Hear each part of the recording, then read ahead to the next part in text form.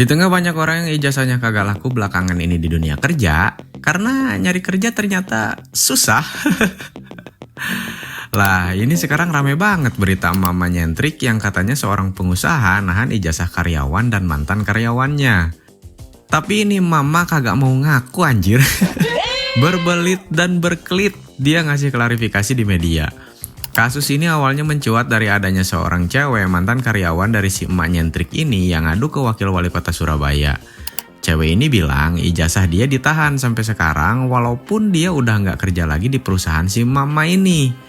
Menanggapi aduan tersebut, Wakil Wali Kota Surabaya Pak Armuji nyoba ngambil sikap dengan mendatangi lokasi perusahaan berada dengan maksud bertemu untuk mediasi. Dan lu tahu apa yang terjadi? Intinya Pak Wakil Wali Kota ditolak mentah-mentah tanpa adanya keramahan dari si emak nyentrik ini. Naik pitam lah beliau. Kalau mau tahu lengkapnya nonton sendiri dah di channel YouTube-nya Pak Armuji. Hal ini berbuntut panjang, lalu viral di media sosial, terus berlanjut sampai adanya klarifikasi dari pihak perusahaan. Tapi sayangnya klarifikasi dia ini malah semakin memancing emosi dan memperkeruh perselisihan. Ya gimana nggak emosi, ini orang klarifikasinya mengarah ke berbohong terus-terusan, alasannya berbelit dan memang nggak logis.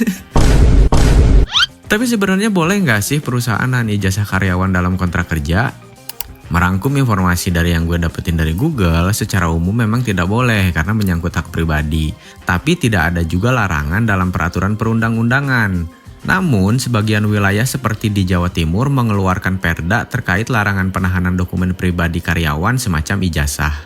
Nah, faktanya banyak loh perusahaan yang nahan ijazah karyawan sebagai jaminan kerja. Gue sendiri pernah ngalamin hal kayak gini. Ada juga kabar simpang siur dan ini sebenarnya masih perlu diinvestigasi lebih lanjut sih. Kabarnya ijazah karyawan juga bisa dijadikan jaminan oleh perusahaan dalam transaksi pinjaman perusahaan ke pihak bank. Dia ini sebenarnya sempat minta maaf secara pribadi ke Pak Armuji karena udah buat kegaduhan dengan datang ke kediaman Pak Armuji. Tapi besoknya di tengah mediasi yang diadakan anggota DPD Surabaya, lo lihat sendiri deh sikap dan bahasa tubuh dia kayak gimana. Tengil anjir, sumpah. Kagak ada sikap, bahasa, atau gerak-gerik dia yang menunjukkan respect kepada semua orang yang menyoroti kasus ini. Di sini lu lihat deh suaminya kayak gimana. Kikuk banget. Mau ngambil dokumen yang disedorin pemerintah, dia dilepeh-lepehin gitu sama bininya. Kagak dikasih kesempatan ngomong, kagak dikasih gerak, plonga-plongo, mati kutu. Duh bapak, saya bisa membayangkan seberapa menderita Anda dalam rumah tangga ini. Sampai puncaknya kemarin, Bang Noel nih, Wakil Menteri Ketenagakerjaan turun tangan. Tapi hasilnya nihil. Ini mama masih ngeyel separah-parahnya ngeyel. Sekelas Wakil Menteri, kagak ada harga dirinya. Saya kesal. Aduh, pokoknya gue yang ngikutin berita ini juga ikut-ikutan emosi jadinya. Gilanya pas kunjungan Pak Wamen ke perusahaan dia, kelihatan banget semua karyawannya dia itu didoktrin buat ngelakuin hal yang sama persis dengan apa yang dia lakukan dan katakan di media. Wah kacau deh, roster kuat di bumi siapa sih yang bisa ngalahin dia?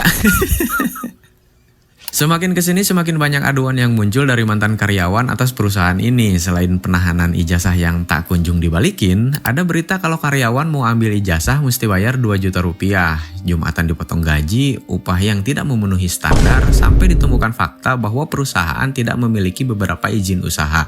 Berita terbaru nih, akhirnya Wali Kota Surabaya menyegel perusahaan dia. Nah loh, dia yang berulah, semua orang kan yang kena getahnya.